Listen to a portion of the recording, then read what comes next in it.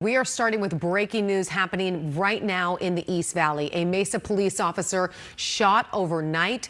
They're expected to survive, but the investigation is ongoing this morning. We've got our Troy Lynch outside the hospital where the officer is now recovering, but we're starting this morning with David Chasanov. He has been at the scene of the shooting near the intersection of Sossaman and Ray Road for about an hour. Now, David, people familiar with this area, this is right near Mesa Gateway Airport. This is right near ASU Polytechnic campus. You spoke to someone who witnessed what was going on. What are you hearing now? Yeah, absolutely, Emma. Good morning. We just spoke with him, and he joins us in just a minute, but he is a limousine driver for Cactus and Coach who was actually picking up someone from the airport when he heard roughly 20 to 30 gunshots. We're just thankful this morning that he's okay and can go back home to his loving family. Thomas Gately, you join me now. Thank you again for joining us and speaking so candidly about the whole situation. What did you experience?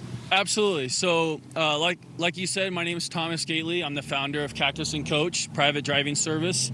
I was on the way to Mesa Gateway Airport to pick up a client, and while perfect timing for the truck, huh? While I was headed to the client's pickup location, I noticed that there were 4 Mesa police officers that were pulling over a vehicle.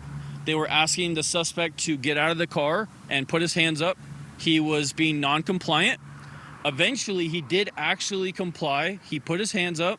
He was starting to walk backwards to Mesa PD. Eventually, he decided to stop complying, which is when he was shot by non-lethal rounds. And after he was shot by non-lethal rounds, he got back into the vehicle and a police chase ensued. He got no more than 1/4 of a mile down the road before he came to a stop. At that point, the squad cars had doubled from around 4 to 8, maybe 10. You could hear more that were on the way. He was being ordered to get out of the vehicle at gunpoint. And at that point, I am pinned down. And I use the word pin because I have a squad car behind me, next to me, and multiple in front of me. There's nowhere for me to go. I'm also on the phone with my client who keeps insisting that she needs a ride, and trying to figure out how exactly I'm going to do that. But I was like, hey, you know what? There's plenty of police. I think we're fine. And that's when around 20 to 30 gunshots started ringing out while I'm on the phone with my client.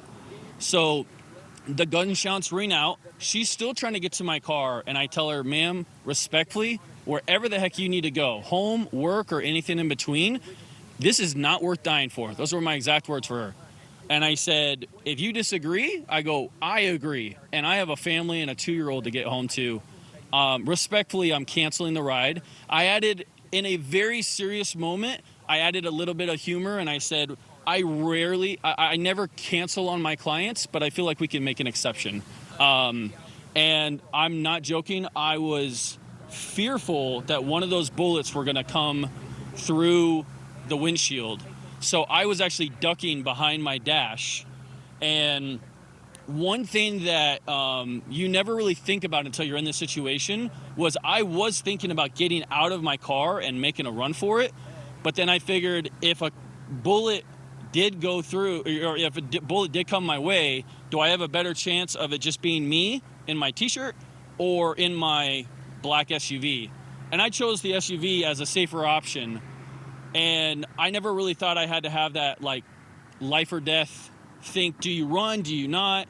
And all I could think about was getting home to my family. So at that point, I told the client, this reservation's done. I told her, please get to safety, because her safety was very important to me. We got off the phone. I ducked. The gunshot stopped. And at that point, I was ordered to stay in my vehicle for my own safety. Trust me, I didn't have to be ordered. I was well aware of that. And then eventually the situation de-escalated, and I was able to safely leave the area. Way too close for comfort. So happy that you're okay. Just as a last question here, how relieved are you that you're safe? I'm very relieved. And don't get me wrong, my own safety is important, But as the sole provider for my family, what I was truly thinking about was my wife and my 2-year-old son at home. So yes, I'm safe, but as the sole provider for my son, I'm glad that I get to hug him and see him.